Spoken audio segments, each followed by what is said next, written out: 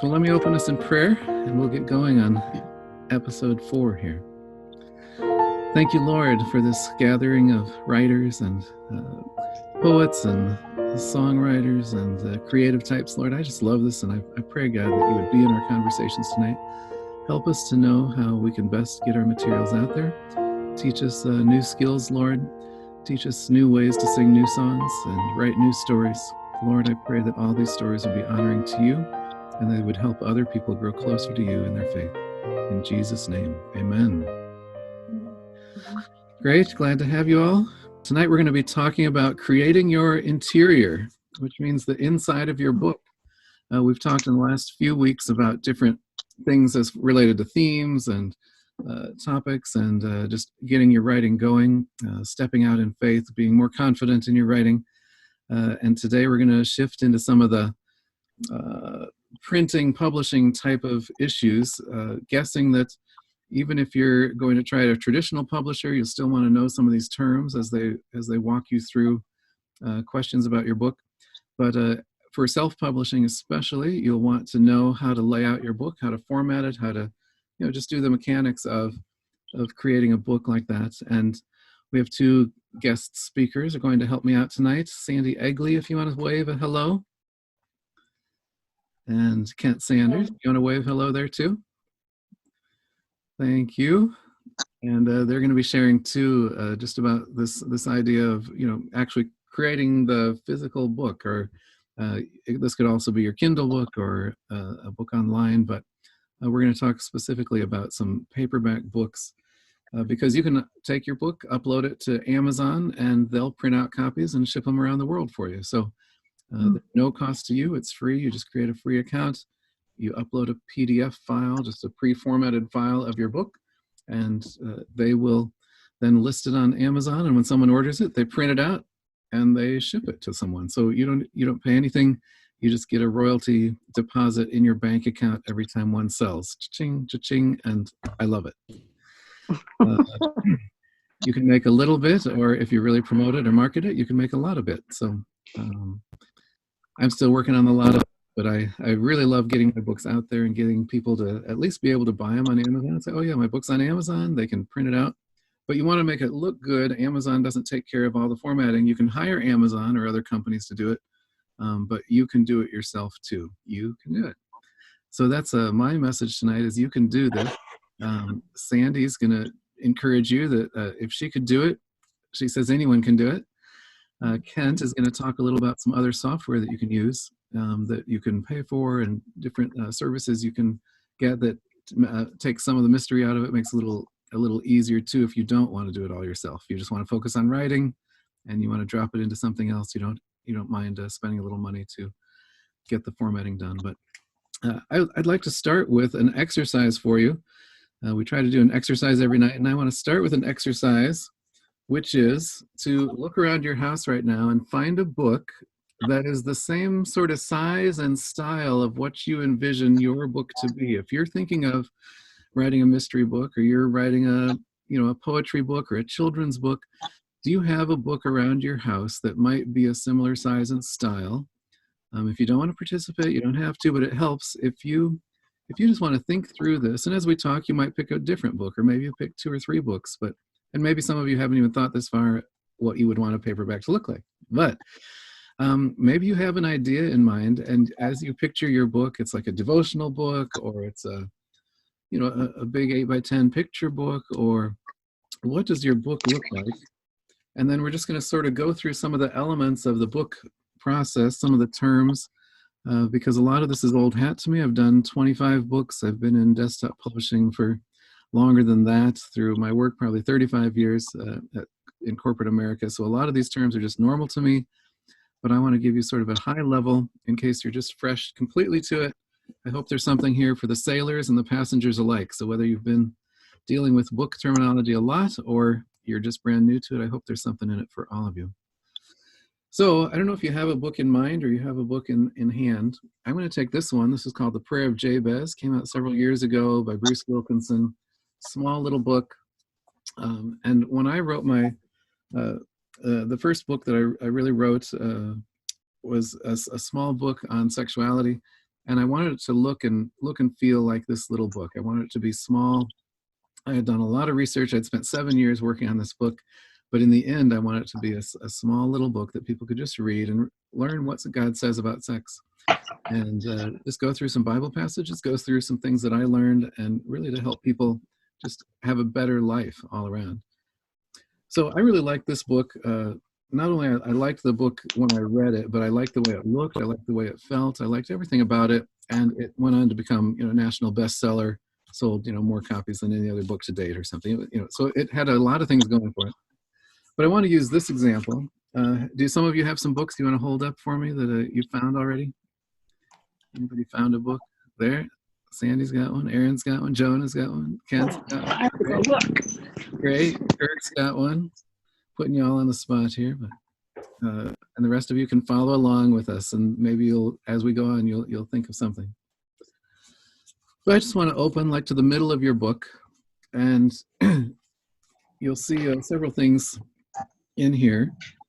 First, you'll notice a font style, and this is sort of a Garamond font, or a Times Roman font. And if you've heard of these fonts before, these are called fonts with serifs. Serif fonts have little feet at the bottom of each letter. I don't know if you'll be able to see this here, but most Times Roman or Garamond, you'll see a little foot that goes across, and it's nice for books. It's nice for paragraphs because it draws your eye across the page. Then there's something called a sans serif font, like Helvetica or Arial, and that sans means without, so that means without feet. And it's more like for titles or bold things because it's just block. The letter stops at the bottom, and there's nothing more to it. And so it's good for big and splashy and bold kind of things, but it's not so good for reading straight across. So there's two big categories of fonts. You can pick between serif fonts or sans serif. My quiz: what does serif mean? Little feet. Little feet, right? Feet. And sans serif means? Sans means no without. feet. So without? No feet. No feet, right, without feet. Right. No feet is in sans serif. Sans serif. Sans serif. Kent's the college professor, so he really should do the quizzes. But anyway, just wanted to start there. So I looked at this, and then I tried to find a font that matched this. And so this font matched a Garamond font. And then I tried to match the size of it. So 10 point or 12 point or 13 point, whatever. And so I matched the size. And that just sort of gave you an idea how long my book was going to be, how many pages it was going to take, just by knowing that. Then you can look at other little details here, like the first line is indented on some books, and some books it's not. Between the paragraphs, sometimes there's a space between the paragraphs, and sometimes there's no space. It just keeps going, going, going. And the indents are the only thing that tell you that there's a new paragraph. If you want to look at the white space around the book, that's just how much margin there is on each side. And I take out a ruler and I just measure, and you might want to do this with your book, and I just measure how big that is. If that's a ½ an inch on the outside, how much it is to the number on the bottom, how much it is to the heading at the top. And then down the middle is called the gutter. The gutter is actually an extra wide part of the margin, because if you did ½ an inch on the outside and ½ an inch on the inside, because of the binding, the words would get stuck down in the middle and you wouldn't be able to read it. So the gutter, you want to be wider. Say if the outside is ½ an inch, the inside you want to be 3/4 of an inch, because you need more space to account. And the bigger the book, the bigger the gutter, because if you have a book with this many pages, then the gutter gets even deeper because you have to open it farther. And so to make them not open it farther, maybe you're going to use 1 inch in the middle and a ½ inch on the outside. Or this one has some extra white space. So take a look at the book you have, and you might even get out a ruler and just measure the book, measure the dimensions of the whole book. This one is 6½ inches tall by 4½ inches wide, 6½ by 4½. Back when I started, Amazon didn't have that size. They didn't offer that size. And so mine ended up being this tall.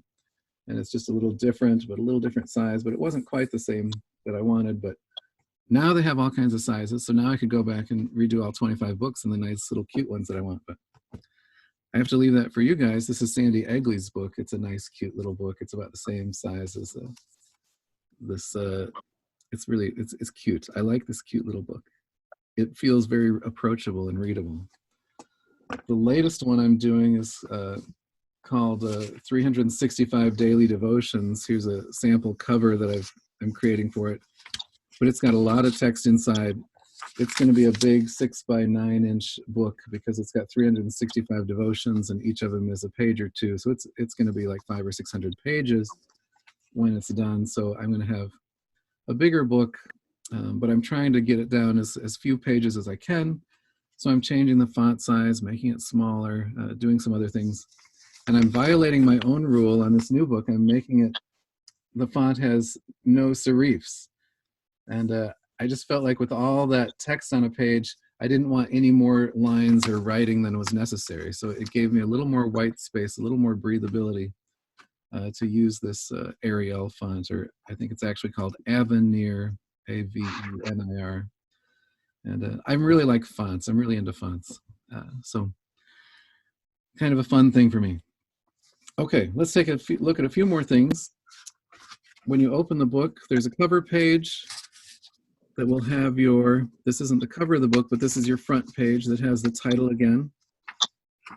And then usually the copyright page is right behind that on the back of that. And that's a lot smaller font because it's going to be, you know, little details. Most people aren't even going to read it. And then you may have an index or a table, table of contents at the back of the index. And then page 1, or the preface here, page 1 of the book almost always starts on the right side of the page, and that's page 1. So the right side is the odd pages, page 1, and the left side is even pages. You might say this is all too detailed, who's going to care? But once you start printing a book, you're going to care. So I'm just giving you some details about it. And maybe in the second hour, I'll go through how you set this up, like in Microsoft Word or something, how you set your margins, how you set your font, how you make all these files work.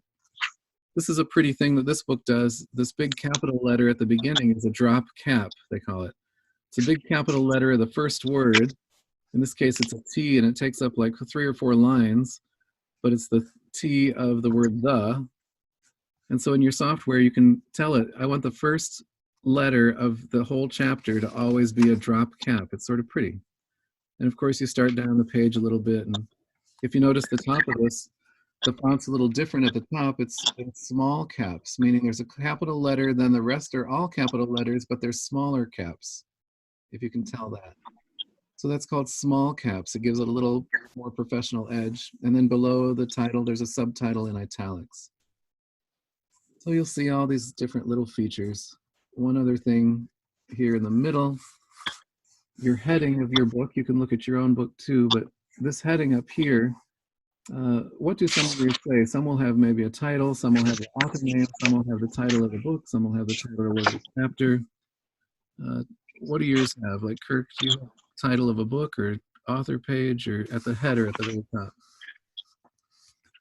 Yeah, there are headers that indicate, I don't know, you probably can't see that. Yeah. But they are indicating each of the chapters. Chapter, so the chapter title. How about some of your other books? Are they say anything different or unusual? Mine just has part of the title of the book. The title of the book, so are part of the title. And you do that on both sides because you sort of didn't want your name on every page, probably. Correct.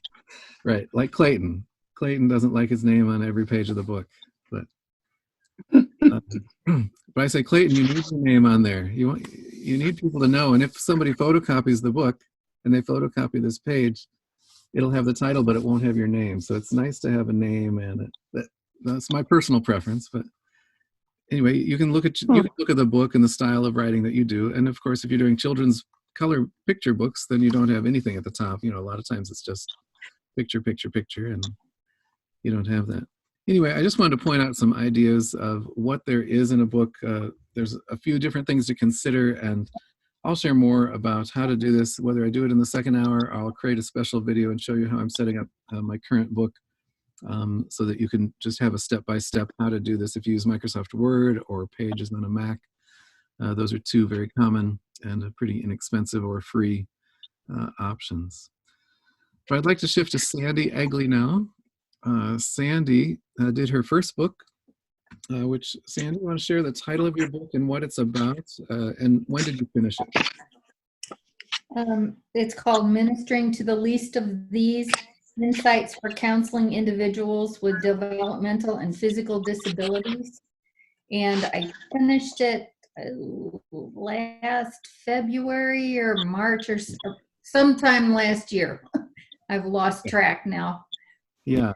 And So, what was your- and the purpose, Mhm. go ahead. No, what was your goal in writing the book? My goal was, I had noticed that there was a group of people, I'm a counselor, and so there was a group of people that were just not being served within the counseling community. And I had a passion for these people. And so the purpose of this book was to equip other counselors to deal with this very specialized group. And it's people with disabilities. And that's kind of one of my areas of expertise, particularly working with people with developmental disabilities. And so the purpose of the book was more of a teaching. God has wired me to be a teacher at heart, and within the professional community, I come from what they, whoever they are, call a cognitive behaviorist, which means I want to teach new things, is the cognitive part, and I want to challenge people to use those new skills. That's the behavior part. And so as I was thinking about writing this book, I had presented this information in trainings, but I felt like I wanted to make this more available to students, because in the college arena, in the college curriculums, there isn't a section on how to work with people with developmental disabilities. But yet there are other specialty groups that students are being trained to work with. And so my goal was to present this information to colleges and universities, hoping that they would include this section in their curriculum. For they're important because it really guided the size of the book, how I wrote the book, even the font, the language, and I knew that I wanted to have charts and particular teaching tools or counseling tools that I use with this particular group of clientele included in the book, because I wanted to equip students, give them tools that they could use in their counseling sessions. And so I had to figure out how to set the book up so that those tools would fit on the page right, and so on. And I'm a very relational person, and so I felt like the appearance of the book was part of the development of the relationship with the reader.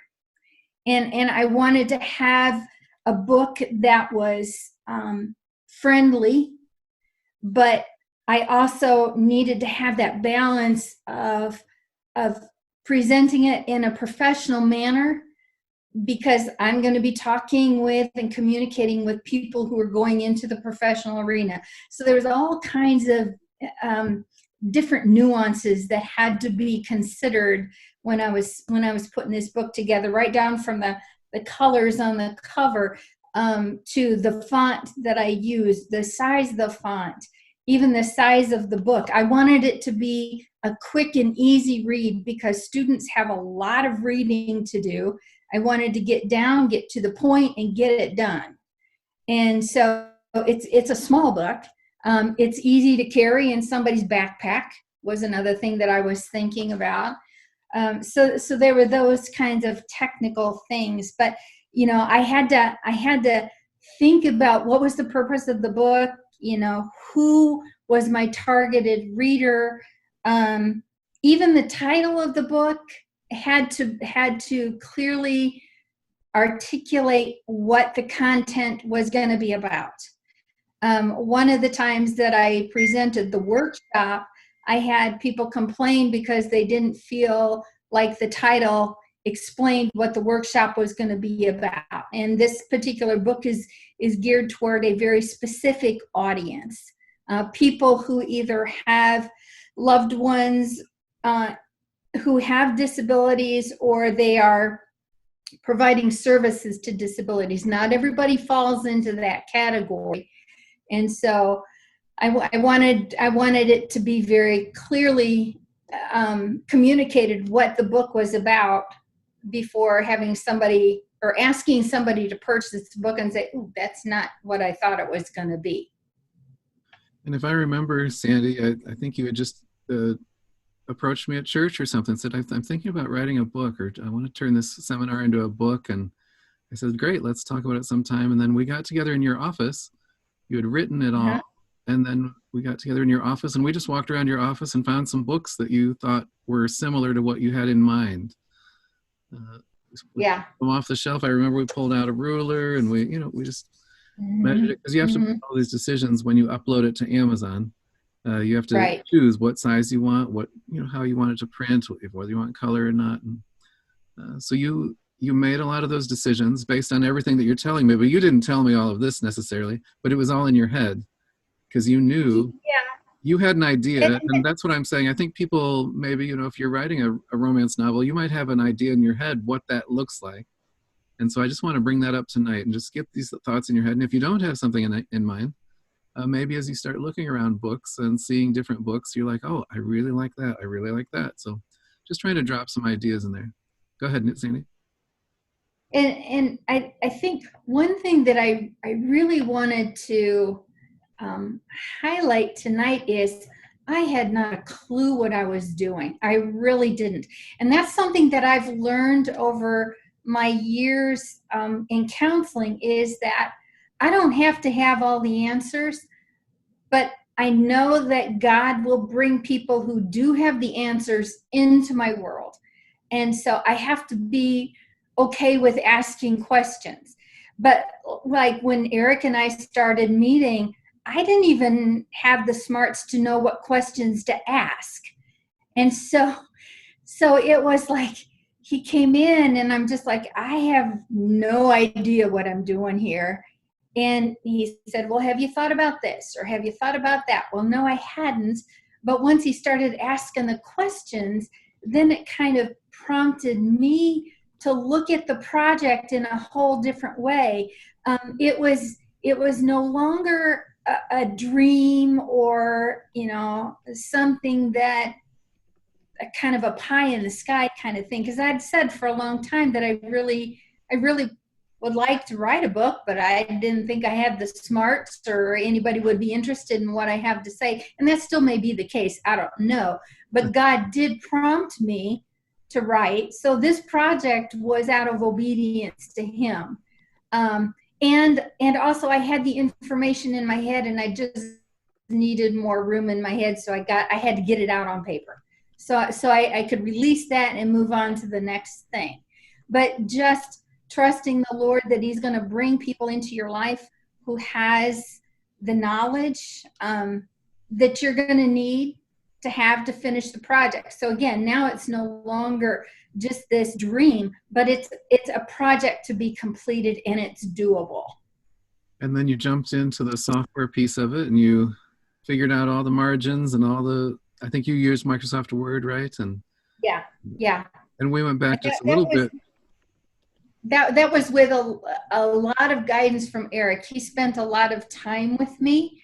The way that I learn is I need somebody to show me how to do it. And once they show me and I understand, then I can move along and I can be pretty independent. But I needed somebody to show me how to do it, not just tell me and say good luck, because that would have drove me insane. Well, you were a great student, and I don't remember it taking a tremendous amount of time. It was a few sessions with you, and you were off and running. And how do you feel now? Because now you're well into your second book writing project. How does it feel different this time writing, knowing what you know, and having this first one under your belt? Well, I'm cheating actually, because for the formatting, I'm kind of taking the first book that I saved in Word and I'm replicating that. Perfect. So that I don't know if I'm lazy or I don't know what you call it, but I don't want to recreate the wheel. If I've got a template that works, I'm going to put the new information into the template.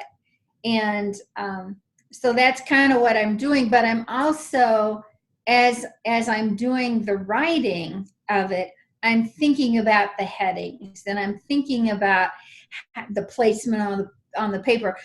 I'm thinking about those things while I'm doing the writing, as opposed to after the writing's done.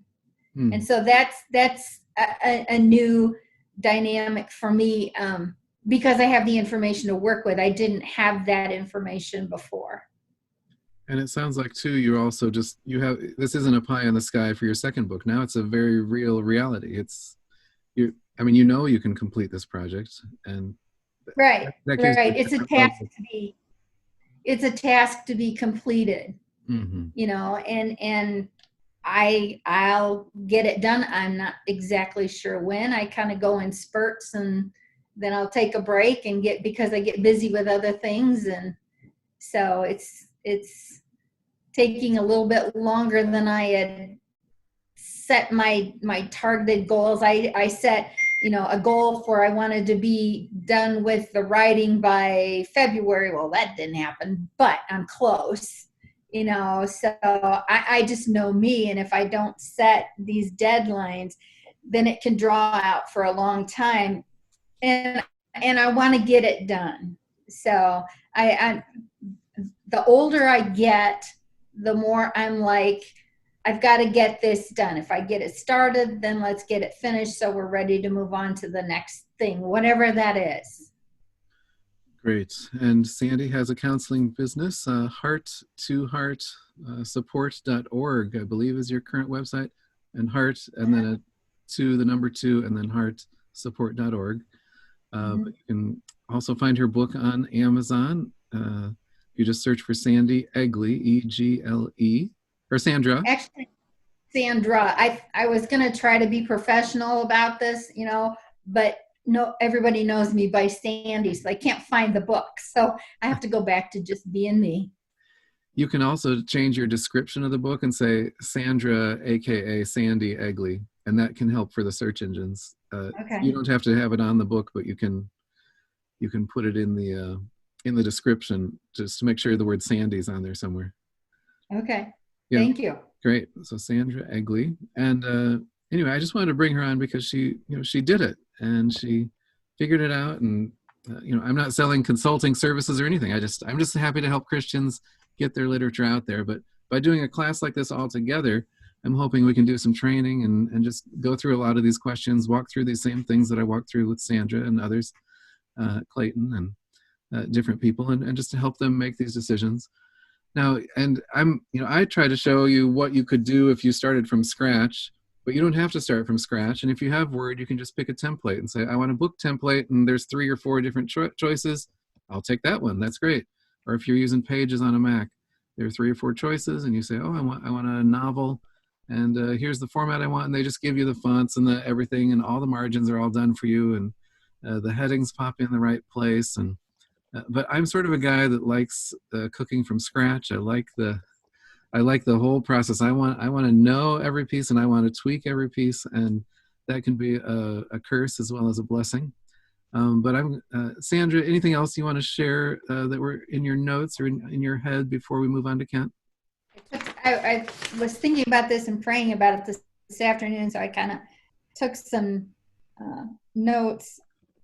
I mentioned earlier that the goal was, or my purpose for writing the book was, first of all, to be obedient to the Lord's calling.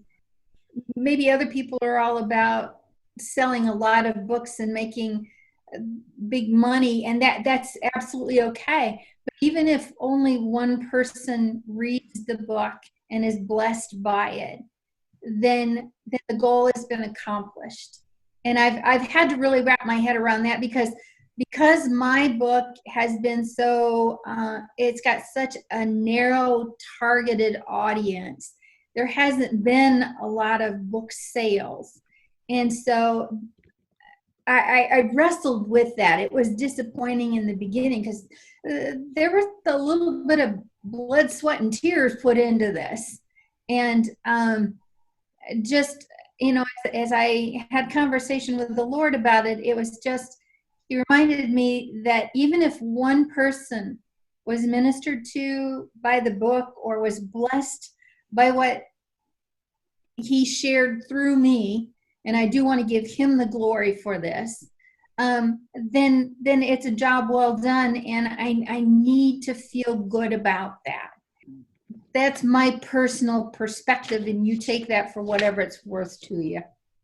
That's great, Sandy. And it is really helpful to know right up front what your goal is. And you approach things differently. If you're into sales and sales is all you care about, then it's a different approach. But we will talk in a few months. We're going to talk about marketing your book and finding your niche, finding the audience for your book, because we've talked before, like J.K. Rowling and her Harry Potter books, she got turned down by a number of publishers. No one was interested. And she talks about it's just a matter of finding your audience. And if you feel good about your writing, that's the number one thing, and you feel like it's the right thing, and you think it's an offering that people ought to like, that's one thing. But then finding your audience, that's a whole different project. And so I think we might have some ideas, and Kent's done a lot of marketing research and studies, and he'll share some things with us too about marketing your book and finding your people. But I think that's a great point, Sandy. Just being content with being obedient to whatever the calling God has put on your heart. So. And another thing I'm discovering is that the audience can change from book to book. My second book, the audience is going to be much broader, and so that facet of the book writing can also come into play too. Yeah, and I think after writing one book, you sort of, maybe it tweaks your audience. But each book has its own audience for sure. Any questions for Sandy before we move on to Kent? And we can ask again in the second hour too, but if anything has come to mind you'd like to just ask and get answered right away. No questions, but I want to say high five to you, Sandy. Way to go. Thank you. Totally agree. I was just going to say the same thing. Congratulations. Thank you. I'm so proud of her. I just think it's great.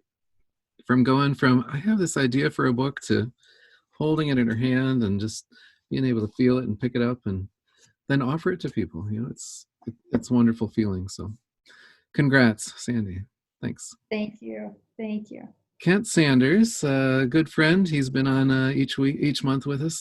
He's a good friend from many years ago, and he has a website called kentsanders.net. He has a podcast on smart business writing. He's done some self-publishing. He's a ghostwriter for other people as well, so he helps other people publish their books. He's laid out and published numerous books, and so I asked Kent if he would share a little bit, and he has another take for you and some other information. Kent, take it away. All right. Thank you very much. So Sandy, by the way, before I say a couple things, I was taking notes on everything that you said, and man, I feel like we could just go home now. I've got a hymnal on my shelf. I'm going to break it out. We're going to sing Just As I Am. And we're all just going to go home because there's nothing left to say. After you have shared all that, that was really inspiring. Thank you. So a couple of things, just kind of mindset-wise that I want to share. And then I want to share with you a couple of tools for layout. Does all that sound good? Okay, cool. I'm going to do it anyway, so I don't even know why I asked that, but more as a courtesy, I guess, than anything. So one thing that comes to mind, and Sandy, what you were saying, and Eric as well, it prompted a lot of other thoughts for me about what writing represents. And I guess for me, I mean, we write to impact people's lives, and that's true. But for me, the book is not just about the book. The book is also about, to me, a book represents a challenge that you have to overcome, that you have to figure out, especially if you're self-publishing it. And to me, there's a really important mindset that you have to have if you're going to be successful with this. And that is a mindset of you're not going to get discouraged by everything that you can't figure out right now. It's this idea of I'm going to be stubborn. I'm going to figure it out. Even though most people in my life around me don't understand why I want to write a book. Maybe they don't understand that impulse, so they don't have that same desire. I'm going to do it, and I'm going to figure it out. And even if I put it out there and it's not exactly the way that I want, I'm going to do it, and then I'm going to do the next one. So to me, there's a real stubbornness that is helpful in this process. Stubborn in a good way. Stubborn, maybe persistence is a better way to frame that. So that to me anyway is something that has been a really helpful mindset as I have tried to work through different writing projects. And even now as I'm working with clients, that's a very helpful perspective for me. I think it was just last week I got the green light to ghostwrite my first book and did a lot of upfront work to try and get that gig. And now there's a part of me that's like, oh, I actually have to do this now. Like, this isn't just an idea. This is something I have to legitimately produce for this client, and it's going to take a massive amount of work on my part. But that's okay. I'll figure it out. I've never done this exact thing before, but I'm just going to figure it out. So I hope that you all feel that same way about your writing, that you may not know what all the tools are going to be. You don't know the exact processes right now. But with every take, figuring out the next thing that you need to do, that's going to give you confidence for the next thing. And I think that's ultimately what it's all about. It doesn't matter how much you accomplish. You're always still, you got to figure out something still. I mean, Eric has written so many books over the years, but there's still things that he's learning and figuring out. I don't know what it would be because, I mean, to me, Eric knows pretty much everything about all this stuff. So I'm sure there's something he's trying to figure out. I just don't know what it is, because he's always my go-to person for questions about this stuff. So much I'm trying to figure out, but thanks. So let me share with you a couple of tools that you can use for layout. And Eric, I'm so glad we're covering this topic because I think it's important. There are really two kinds of people when it comes to books. There are people who don't care how a book looks, and there are people who obsess over how a book looks. And regardless of where you fall on that perspective, you know, it's important for a book to look good. There are people who don't obsess about a book? What are you talking about, Ken? Yes. Everybody obsesses about how a book looks. This person shall remain nameless, but I have a friend who's an extremely successful self-published author. And this person's books, whenever I look at them, they don't look good to me at all. They're sometimes strange fonts. There's not enough margin around the pages. There are just a lot of things that make me cringe. But they've been really successful about it. So I would say it's important to be concerned about the layout of the book and to make it look good as you can. At the same time, I think it's important to keep in mind that mostly what readers want is a book that impacts them and that it either entertains them or helps them to solve some kind of a problem, whatever that problem is, or inspire them in some way. So I know it's easy for me to get obsessed about the interior stuff and how it looks and to make sure it's all exactly right. But at the end of the day, the most important thing is just getting your book out there and not being a super anal retentive perfectionist about everything to the extent that it holds up, that it holds you up from actually putting it out there. And I've been guilty of that myself. Okay, a couple of tools that I want to share with you real super quick. For interior, for my last book, I laid out the book myself on Microsoft Word, and that worked great, although it was kind of a pain in the neck, to be honest with you. And I've laid out other clients' books as well with Word. And I always sort of have a love-hate relationship with Word because it's the most bloated app in the world. It does way more things than anybody needs, but it's like the standard thing that we all have to use. So it's kind of a blessing and a curse. But I've used that very successfully and have made my peace with Microsoft Word, and it works great. I know Eric does really, really super well with Word and Pages. He's like a genius with that stuff. However, there are some other tools. Here's one, and I'm going to share my screen with you. So this is an app called Vellum, and I'll show you where to get this in just a minute. But this is an app. I don't know if it's for Mac only. So anybody here who's not a Mac person, I apologize if this is not available for PC. I don't know for sure. So this is an app that you can use to do layouts for your book. And I love it because it makes the whole process really, really simple. So this is like a sample layout. And I'm just going to give you a super quick overview of this. You can choose what kind of size you want the book to have. in the settings. But it's cool because you input, for example, here's the contents of my last book, The Artist Suitcase. I just dumped it in here. So this is just the text, just like you would have in a Word document, chapter titles. Then once you dump in all that content, then you can figure out what kind of style you want for the book. For example, if I want to change the heading style, I can just pick a different heading for it. If you want to change the style of the first paragraph, you've got some different options for that. Like this, somebody remind me, what is it called when you have this big letter at the beginning of a paragraph? Drop cap. So this will automatically do drop caps for you, which I think those look cool, but I have no idea how to do that in Word. I'm sure it's possible, but you can decide how you want the paragraph after a break to look. You can choose from these different ornamental breaks. Like that's officially called a squiggly. It's not really. That's just what I call it.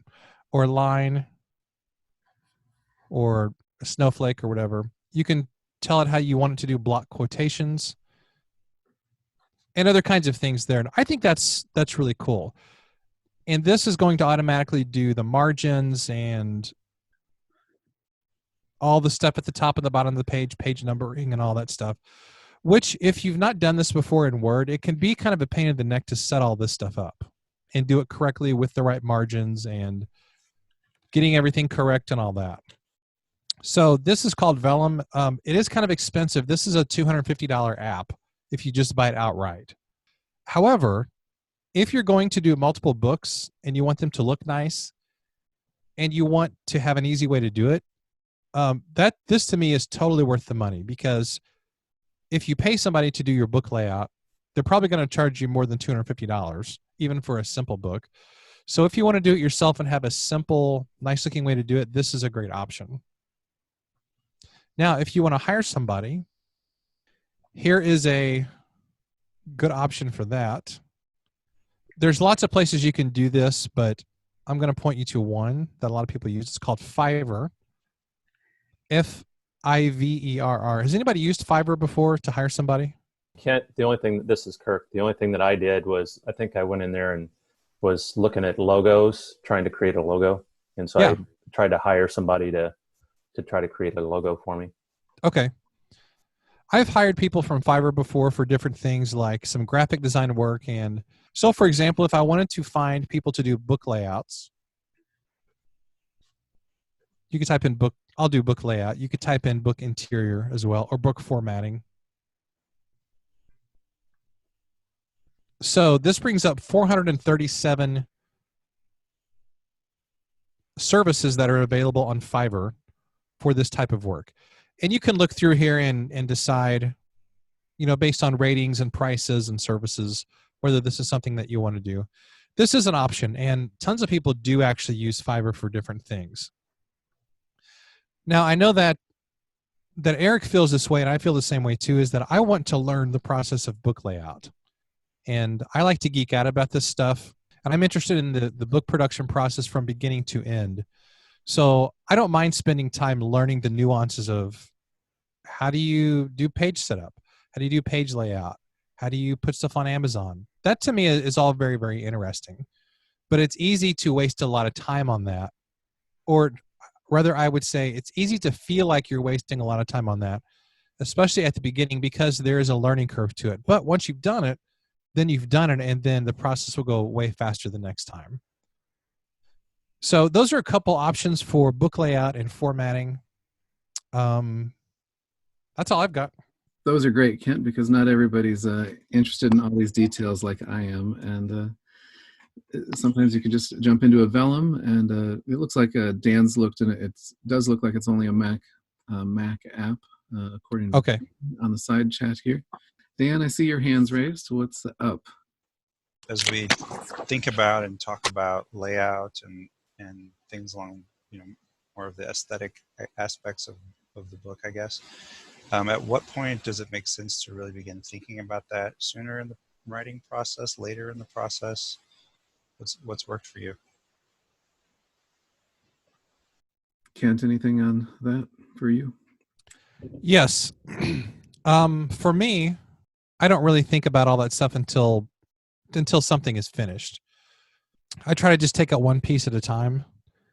I think the more books that you write, it probably becomes less of an issue because you have an established system for your production, whether that's using Word or Vellum or whether you hire it out or something like that. So I wouldn't worry too much about it. That being said, though, if you want to hire somebody to do it, you would probably want to have that person secured before the book is actually finished.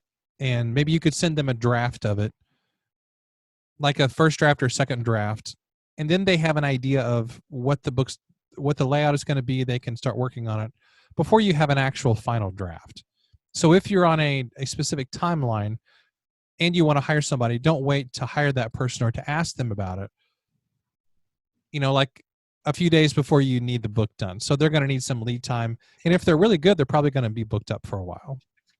And for me, Dan, I mean, I like knowing from the beginning what it's going to look like in the end. I sort of like picturing things in my mind. Just because I like to know what the target is. And for when I set up goals in the beginning of the year, I mean, we're all just different. We all just have our different quirks and personalities. But when I set up my goals in the beginning of the year, I try to think of a snapshot of what I would be doing or holding or what would be different at the end of the year than at the beginning of the year. So if I want to lose weight, I want to see myself at Target trying on some clothes that actually fit me and not feel like I'm stuffing myself into them. It's like, I just want to be able to try on some clothes and not feel, majorly overweight. And so I picture myself, what's that going to look like? Or I picture myself, I want my book to look like, this Prayer of Jabez. And I'll picture myself holding my book with my title. Debbie May Comer is a best-selling New York Times author, and she said when she started writing, she pictured her name and the font and the size of her name on the front of that book. And she's sold millions of copies of her books over the years because she had a goal. She knew what she wanted. She wanted this certain kind. She did romance novels and inspirational novels, and got contracts with Harlequin and all these other companies, and she just went for it and dedicated her life to it. So I think there's lots of different ways, Dan, to approach it. But me, I like having the end in mind, and it gives me something to shoot for, something to go for, whether it turns out that way or not. One of my new projects, as much as I like fonts, I've written this. This is one of my new books that I'm reading, My Stories of Faith. I've got stuff all over it. This is just a sample copy, but My Stories of Faith. And I'm reading them each night, a chapter for these bedtime stories that I'm doing. But I thought, since they're my stories, it would be really interesting to use my own handwriting as the book. And so I've just been trying on my iPad, just handwriting the book and seeing what it would look like and seeing how it would read to somebody. Would somebody be able to read it? This is my question, because my handwriting is not very good. But I've trained myself to make the iPad understand me, and it's getting like 99% of my words now. So I'm like, if the iPad can read it, maybe a human can read it too. But I sort of like this idea of just doing a handwritten book. It looks like my journal because I'm taking these stories from my journals over the years. And I thought, who's going to want to buy a handwritten book? But if you've seen this best-selling book called The Mole, the Horse, does somebody else know what the title of this is? There's 4 animals: the mole, the horse, the something, and the something. But it's all. I don't remember the name of it, but I read it. Yeah. Oh my goodness! It's Just great. like when I was in Texas in January, I read it at a friend's house. Great book, bestseller. I walked into Barnes and Noble and I had seen some press about it, and I thought, I'd like to read what this book is. And I opened it up, and it's all handwritten. It's handwritten with little illustrations and a full-size book that's handwritten. And I thought, wow, maybe I could do this. I'm not sure if I'm going to make it through all the 250 pages of handwriting this whole book, but you spend a lot of time doing projects, and I think it might give a different feel to the book if people are willing to do the work to read what I had to say. So, I also just want to share that there's lots of other things. I'm going to share my screen here. Other ways to share your book besides doing a paperback, but the concepts are going to be similar. You want to care what's going on in the reader's mind. This screen, I'm using a company called Campaign Monitor. and I'm taking a book. Let me grab the paperback. I'm taking this book called Acts Lessons in Faith. It's a little book. It's got the same layout as all my other books. They all look like the Prayer of Jabez on the inside, and because once I got a format that I like Sandy, I just stick with it, and that's what I've used for a lot of my books. But I wanted to send it out digitally to people because I've got 25 books now, but I'm not advertising, 25 books over 25 years, but I don't promote the books after the first year. And so there's a lot of content out there. And I think if I send these out as a daily email, let people sign up for an email, and then they can just get it as a daily email, maybe people would be interested in it rather than buying the book. So in Campaign Monitor, this is the same book. And here's the introduction. Then it says, wait 24 hours and then send lesson 1. Wait 24 hours, then send lesson 2. Wait 24 hours, send lesson 3. And if you click on these, I just copied and pasted from my book. I put a pretty header here, just taken from my book, but it's a big bar banner at the top. And this is what the email looks like when people get it. I put some little indents and lines here under quotes and things, put them in italics, put some nice banners at the bottom, a nice stylized signature, and a clickable link to go to get the book on Amazon if you want it on Amazon. Another little banner here with my name on it. They can click that and learn more about me. But it's a nice little package. It comes package meaning it's just delivered to people's email every day. But I care about the white space on the outside. I care about the font. I care about how readable it is. I care about the look and feel, because I think that helps people as they read it. They feel welcomed, they feel invited, they feel warm and refreshed. But I just set this up in this campaignmonitor.com, and then people can just subscribe to it. And I've had a number of people, and I've started offering all these books in a series, one per day for 365 days, and it goes through a number of my books. And I had 700 people sign up to get my books, and it's all the same content, but I've just reformatted it in a different way. But I still pay attention to all the same issues, the same fonts, the same, the same concerns that I care about. So you can do it that way. One other thing I'll share, because maybe you don't want to do a paperback book. So Eric, real Yeah, quick go ahead. question.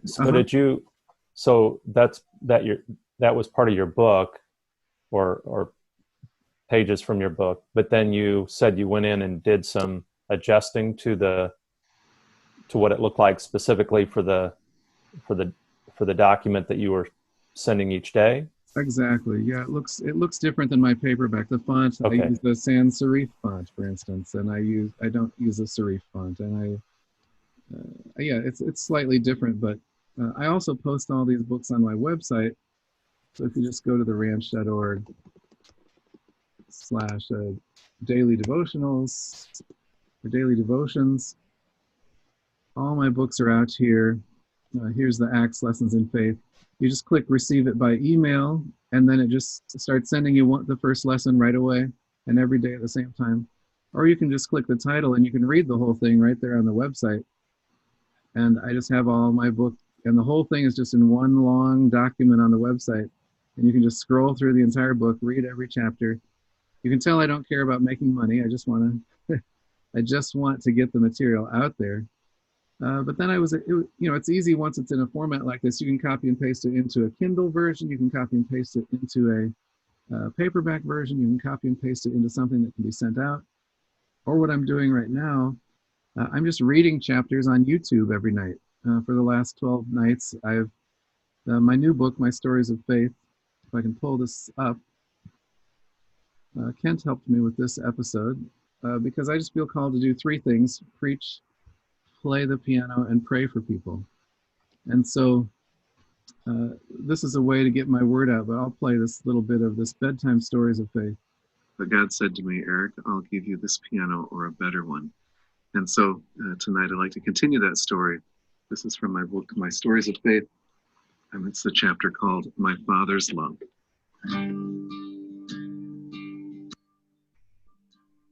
Hi, this is Eric Elder. I'd like to talk to you tonight about how God answers our prayers in unexpected ways sometimes, but ways that are so specific to us, so unique to what we've been praying about, thinking about. So I set up the book, and then I get to reading the book, and I just read it right off my iPad. She said, Eric, I wasn't going to tell you this because it was supposed to be a surprise. But your dad came over this weekend and asked if he could do something for you. He said he knew you didn't like your piano and wished you had a better one. So he wanted to bring over the piano from his house that you grew up playing. Even though it wasn't new, he thought it was better than what you had. Lana continued.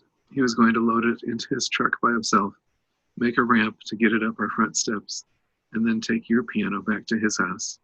He wanted to surprise you with it when you got back home, but I wasn't sure if you would want him to do that, and that he might want to check with you first. I was dumbstruck again. My father was in his 70s, had been through a stroke and open heart surgery, and was going to do all of that by himself just to surprise me and help me get something he knew I wanted. I thought through other things he had done for me over my lifetime, from stringing a zip line from the second floor of our barn to a tree 75 feet away, to attending my music concerts and dance recitals and Cub Scout Pinewood derbies. I may not have been able to remember a time when my dad said he loved me, but I couldn't doubt that he did love me because of the ways he showed me.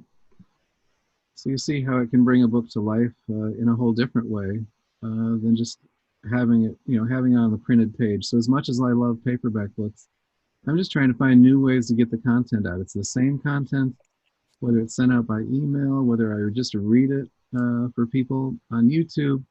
How can we get our content out there?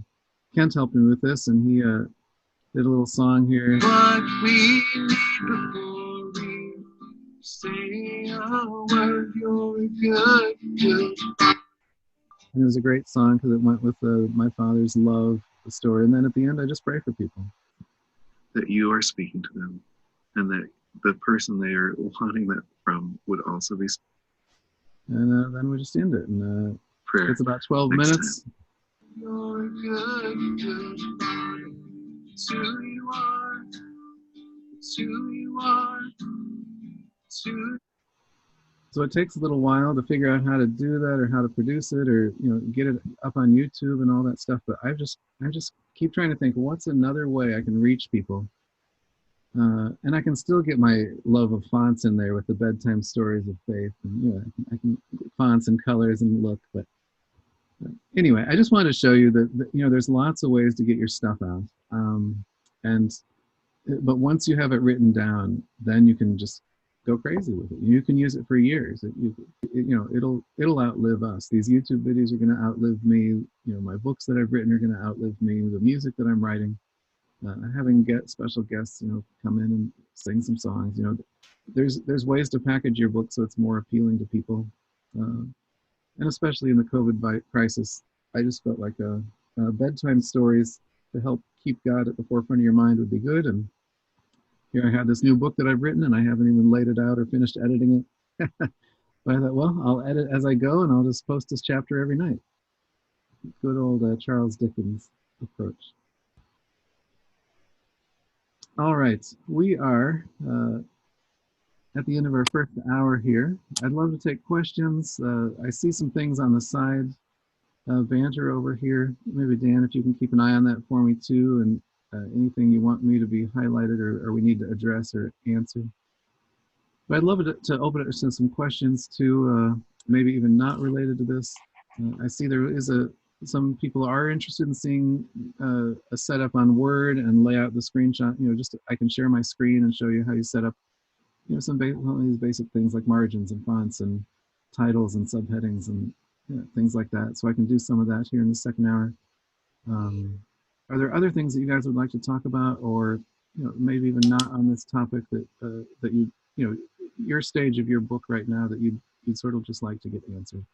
Clayton, let me unmute you. Clayton, 1 second. Clayton, are you done for tonight? I'm done for the night. Thank you so much. Love you, Clayton. Thanks for joining us. You bet. Valerie, go ahead. Okay, so I think you might have already answered my question just like maybe 1 minute ago, because my concern was that, okay, so I haven't started. Right now, it's just a calling, I think, Sandy, like you had mentioned. It's just a calling. I feel it on my heart, and I'm supposed to write.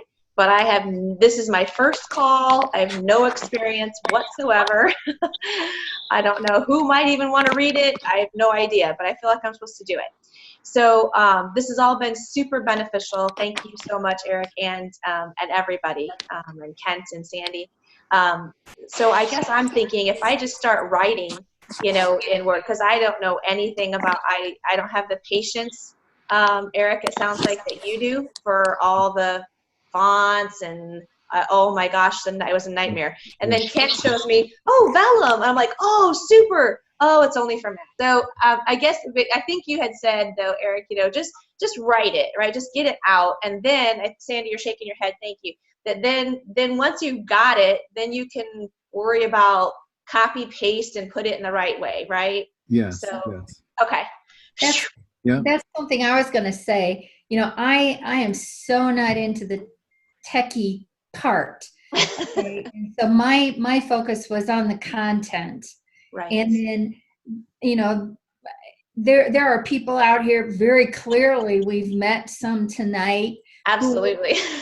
Really excel in that, and they're gifted in that. And so, drawing on people's expertise, and, you do what you do well, and put that together, and then bring in the rest of the team to help with the other parts that you don't have expertise in, or even the know-how to do. God will really guide and direct your steps. Awesome. I mean, I think he already is, and so I appreciate you saying that, because this was a huge blessing just to have this, Eric. Just having a contact. It's amazing to me how God works. So I really appreciate you guys.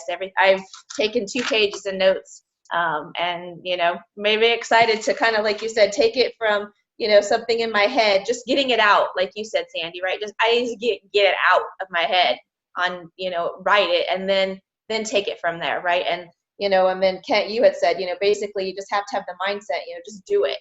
Do something, take a step, and then take the next step. Just be persistent to continue, right? So thank you. Yep, so good. And yeah, if you haven't seen some of the other episodes, you might want to check out our playlist just on the Online Christian Writers page on the Ranch, and you can just go to theranch.org, and there's a button there that says Online Christian Writers. You can watch all the episodes. That'll give you lots of other background too. We're sort of Definitely getting into the nitty gritty here of all the desktop publishing stuff, but yeah, I'm just glad to introduce terms to you, ideas, concepts, because you don't even know what to ask sometimes. So no, this has been very beneficial. Thank you.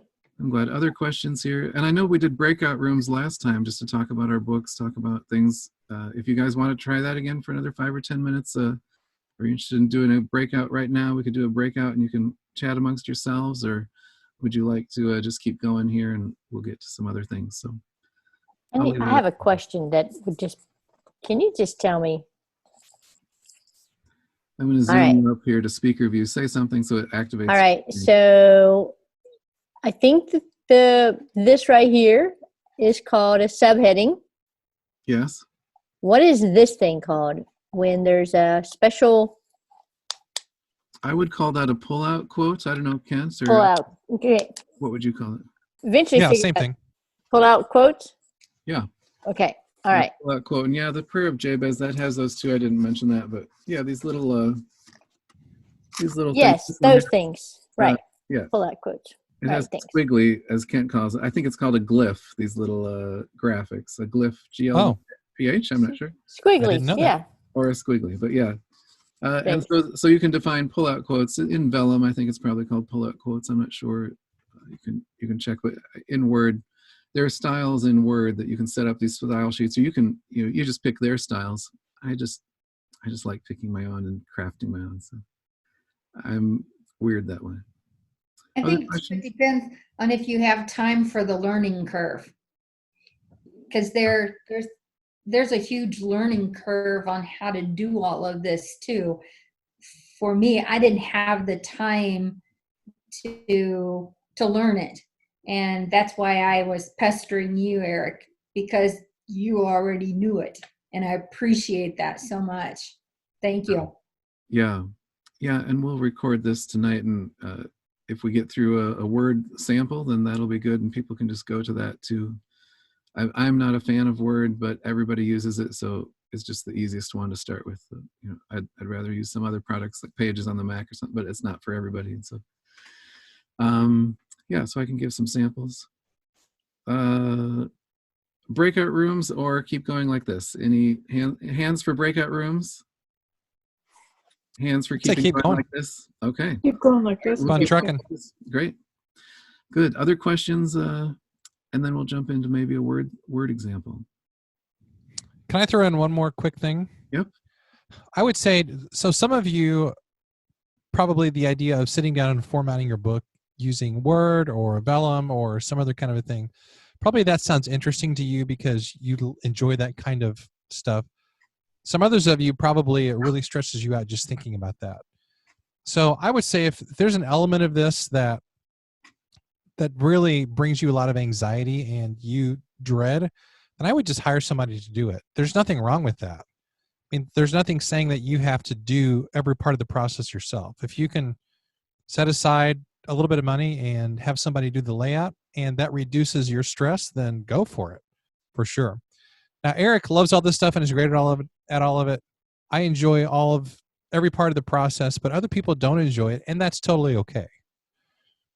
On my last book, I did everything myself except for the only two things I actually paid for was editing and for cover design.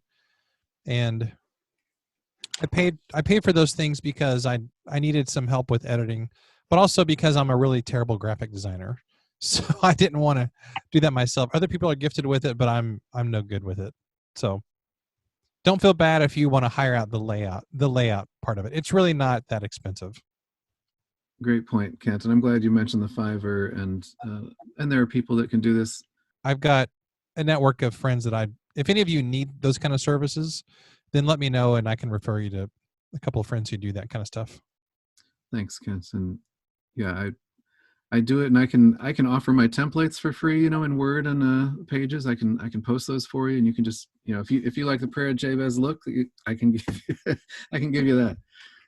Even if you like my handwriting, there's a little app that I can write each letter in a handwriting thing, and it will turn that into a font. My kids and I have all done it, and we have Josiah's font and Khalil's font and Eric's font. My font did not come out very well, I have to say, because it just patches them all together. It doesn't look like a natural word because I don't write that naturally. So. But if you want Eric Elder font, I can send you that for free too. What's the app you had for creating handwriting, Tanya? I think I just searched for like a handwriting it was online. It was just something on the internet. It wasn't an app even. It was just a create your own font, and you could use your handwriting font, and you print a sheet, and I think you just write. It says write your A here, write your B here, write a capital A, write a capital B, and then you can scan it, and it somehow uses it that way and sticks them all in the font. That's not how I'm doing my current book. I'm actually writing it on the iPad. A beautiful thing about the iPad is that you can grab a word and move it over, or if I need to edit it, I can just circle it, take it, move it, or if it can't read my word, I just rewrite that word again. Anyway, that's sort of nice. But who in the world is going to handwrite an entire book? Oh well, maybe. Okay, any other questions, Dan, that you think I should address? And then I'll jump into that you see on the chat or on the side. Oh, looks like we're ready for the example. All right, let's go to an example then. I'm going to use Microsoft Word. I'm going to share my screen. All right, I just clicked Open Word. So I'm just going to open a blank document, double-clicking that, and I have nothing here. Before I even do this, let me just change to the size of the book that I want. Say I want a 6x9 book, sort of a standard size. I go to the top, File, Page Setup, and it says, what do you want? A paper size US letter, which is 8.5 by 11? No, I'd actually rather have, and you can go through all these different sizes that are there, or I wanted a custom size, so I go to Manage Custom Sizes. I push the plus sign. I'm going to give it a title by tapping on it, 6x9 I said 6x9 demo, and then up here it says paper size. I'm going to say 6 inches wide by 9 inches high. I just typed 6 and 9. You can set your margins here if you want. I'm just going to leave them at the defaults. And I'll say, okay, now it says paper size 6x9 demo. So you see how it's shrunk it now to be, instead of 8.5 by 11, it's a little skinnier. I'm going to expand this window, see it maybe better. So here's my whole page. Then I'm going to go back to my document, which is on the ranch. I just highlight all the text that I want for that first chapter. I'm doing a copy or Command C. And then I'm just going to say paste, Command V.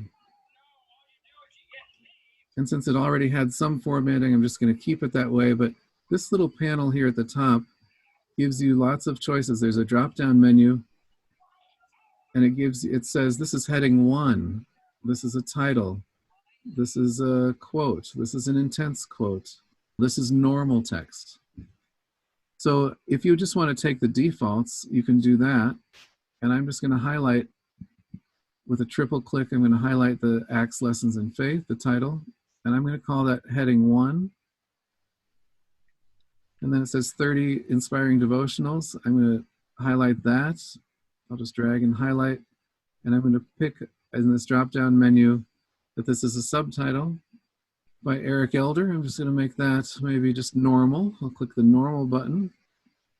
I have some other junk in here that was just promo stuff for my website. I don't want that. So now here's the introduction. It's very small. I want that really to be the part of a new page. So I'm going to insert a section break because I want that to start on a new page. Why do I not see? Eric, I think it's under layout. Thank you. Breaks, insert a break. And then what kind of break? A page break, a next page section break, an odd page section break, an even page. I'm going to say an odd page section break because I want it to go on the right side of my book.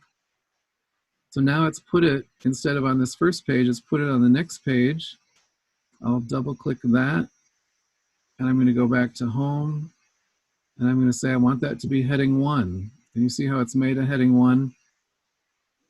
Maybe I prefer the heading 1 to be centered. I double click on it to select a line left, a line right, a line center. Yeah. Now if I like that, and I want to keep it for all the headings, there's a styles pane here. I'm clicking styles pane. It's just to the right of all these predefined styles. And I'm going to heading 1 down here, if you see that, and I can click a drop-down menu, and I can say upgrade to match the style, meaning I like the style generally, but I want to upgrade this to now have all of them centered. And see how it's centered it here in this little sample? Mm-hmm. I can undo that, but it's just a little sample. It's showing me upgrade to match selection. Now all the time, every time I pick heading 1, it's going to do that. Now for the subheading, say I want that to be centered. I'll click center.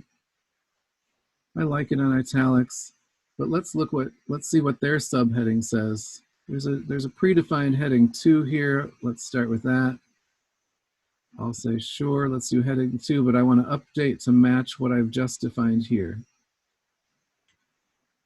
Then here's each paragraph of my book. You can see there's big spaces, big gaps between each one.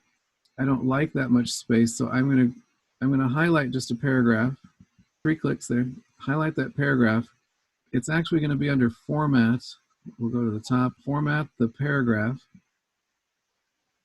And I see it says down here under spacing, it says after the paragraph, it wants 18-point size. So it's going to be huge. I just want 0 point. I don't want any spaces between that. So see how it's shrunk it up now? Yeah. So for my normal fonts, I'm going to look down here for normal fonts, and I'm going to say modify to match the selection. And it's now changed all of my paragraphs that were marked as normal font. Everything was just normal when I imported it.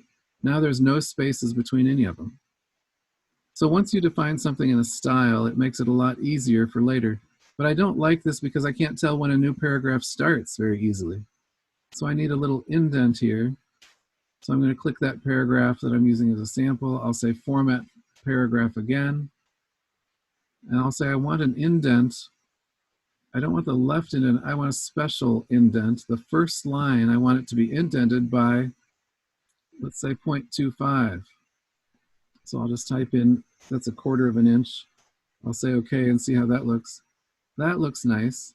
So then I'll tell my font for normal, I'll say now upgrade to match this selection again, and it moves all my paragraphs. It changes them all. You can see they're all indented. They don't have any spaces behind them. Maybe you don't like that font size. This says it's only 10 point. That's not very big. I'm going to increase it to 12 point. That seems okay. I actually don't like that font style. I'm going to change it to a Garamond or something. Now that's looking interesting, but it's a little small. So I go to, let's say we'll make it a 14.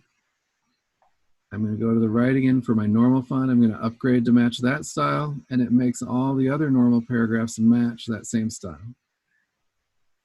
This seems complicated, but once you set it for one paragraph, you can change it for the whole book. As long as you define it by using these styles up here, your heading, your subheading, I'm going to change that font to be Garamond also, but italics. And I want it to be at least the same size, so 14. So there's a Garamond. For this title, I'd rather have a font that doesn't have all those little lines going across. I'd rather have it a little more bold, so I'm going to change that font to something without a serif, like Avenir. Oh, that's a little narrow for me. Calibri, that might work. I'd go a little bigger, 28 points, say. That might be looking nice.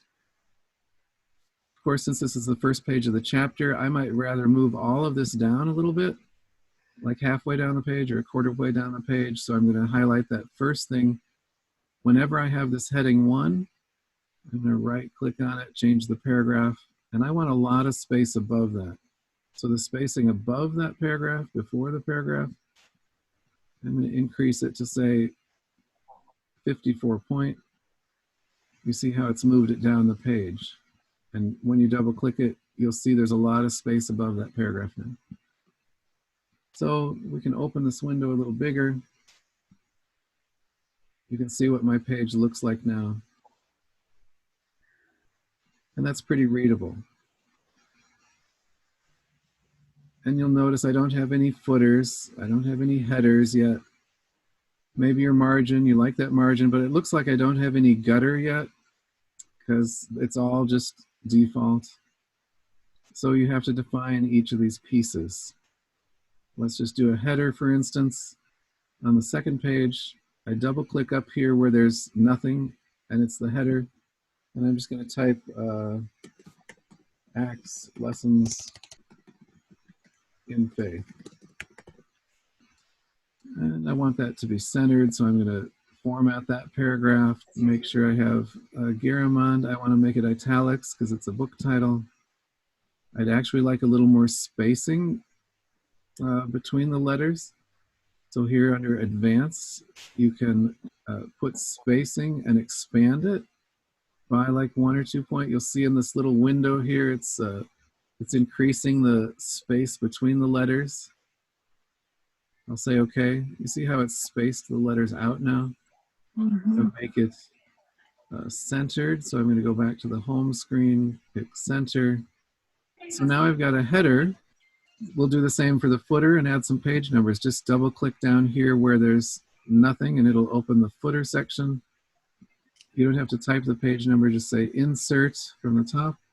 Insert page numbers, there's one.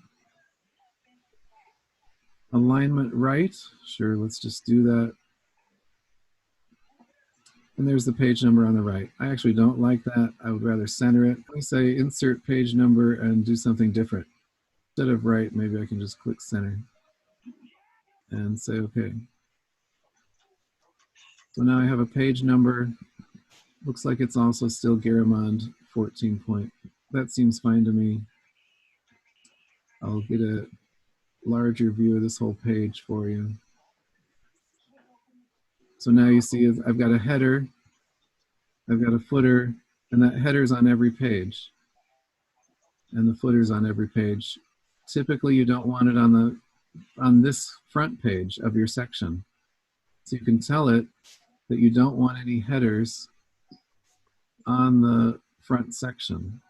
So I click different first page, and I don't want a header there. And so now it's not there, but it is on my second and third and fourth page. Now you can also say different odd and even pages. Say you want your name to be on the left and the title to be on the right. This page is a 4, so that would be on the left. So I'm going to double click that. I'm going to say different odd and even pages. And I'm going to type my name. I'm not going to make it italics because it's not a title, but I am going to go back to the formatting, right-click font, and go to the advanced tab, and I'm going to put some more spacing in there to match. Let's just pick 3 or 4. And I'll say OK. And I want to center that home page. So you'll see now that it's got Eric Elder on my page 4. And the right side, page 5, I have the title, Acts, Lessons in Faith. Left side, Eric Elder. First page has no header whatsoever because I told it I have a different first page. So you see how it's working. You spend a little time here. We could look for like quotes, like say this paragraph was a quotation. I could go up here to the top and look for a quote. I'll click it and see how it's made it a quote in the center here. So that's that style. Maybe you want your quote to be a little different. You could modify that style. I'm going to shrink this a little. Quote, I'm going to modify the style. I want to format the paragraph. Rather than being centered, I want it to be left aligned. First line, I don't want any indents on my quote, for instance. I just take that first line, make it normal. I'll say OK. We'll see what that looks like. So now there's a different style for your quote. If you want it to be in a box, Melanie, like your other book that you showed me, modify quote, modify style, format, borders, and say you want a box around it. I click the box, make it a little wider, click that I want it on the top, the left, the right, and the bottom. You may or may not like that, but here we go. So now I have a box around it. You could fill in behind it. But anyway, this is now the new quote style over here. Modify the style. For my new book on 365 stories, I like a subtle gray. I'm going to go to Format Borders. I've chosen sort of a subtle gray, a little bit more narrow. I want it just at the top and the bottom, so I'm going to turn off the sides, just the top and bottom, and say OK. And it gives me sort of a subtle look here. And this is what you upload to Amazon. When you go to Amazon and create your book, you upload 2 things. You upload your interior and you upload your cover if you've created it. Or like Sandy did, she used the cover creator on Amazon. She picked a background she liked. She picked the font that she liked, and it suggested put your picture here, do these other things. So once you get it all laid out, then you just upload a PDF file, and it's already in 6:9 format. That's why it matters to make that decision up front what you want to do. Maybe you want to write your book first, and then deal with all this and decide if you want to pay for it or do it yourself. Sandy, what I love about your project, you know, you maybe not have sold many books, but you know, how much money did you put into it? You put a lot of blood, sweat, and tears, but zero. You know, she's printed several books, and she's not putting anything in it except the copies that you bought for yourself. And and any copies that sell, she'll start making money on book 1 on Amazon. So you don't, you know, I just love that. And then your little book, did it cost maybe $2.15? Maybe was something like that, plus shipping. So as the author, you can there's a certain price they need to get out of it, Amazon, but you can't go to a copy shop and make this for $2.50. Yeah. You know, you can't. So a lot of times, with my book 50 Shades of Grace, rather than trying to print it out on my printer and use my toner, I would just upload it to Amazon. This one's a little thicker, so it goes by page count. This was maybe $3.15. And I just have it shipped Amazon Prime to me, and I'd have my draft copy, and I could do that, you know, and get a book back in 3 days and just keep doing that as much as I want. And so at my author rate, then I sell it for $15 and I make about $5 each copy. But you can, anyway, it's a nice way just to print out a draft. Even if you don't have any pages yet, if you just want to feel for it, you can upload a blank entire book with a cover on it, with just a bunch of empty pages, and save it as a PDF file and print it out. I've been thinking about doing that with my 365 days devotional, because I sort of want to see what a 600 page of this book looks like. How fat is that? How big is that? But I think I'm going to drop all my text in there first. You can see how easy it is to change. If you don't like the normal font style, you can change it. You can make it smaller. You can increase it just really with a click of a button. Pick one paragraph, any paragraph, and then say upgrade to match this style, and it does the whole rest of the book. It changes all those styles. So the styles are really important. You definitely don't want to be going through chapter by chapter and changing every paragraph. So just use your styles and get that done. Closing questions before anyone drops. I'm glad to stay around as long as you want, but maybe I should say a prayer and let you go. Let's do that. We'll do a prayer, but I'm glad to stick around if you want to talk some more. Father, thanks so much for this night. Thank you for the things you taught us. Thanks for even these complicated things, Lord, that I pray it's a good introduction for people that may not know anything about it. I pray it's a helpful advanced info for people who do, but they need some extra help. And God, I just pray that you'd help each person as they consider their book, as they craft their book. Help them focus on the piece that they need to focus on tomorrow, Lord. No more, no less, Lord, whether it's to write a paragraph, draw a picture, or create a song, whatever it is, Lord, just show them step by step. Let your light guide them, Lord, and they can come back to this anytime. In Jesus' name, amen. Thank you very, very much. This was awesome. Thank you, Eric. Valerie. Yeah, thank you. Thank you all. Thank you, Kent. And, Good night, everybody. and Sandy. Thank you. Kent and Sandy. Yes, thank you.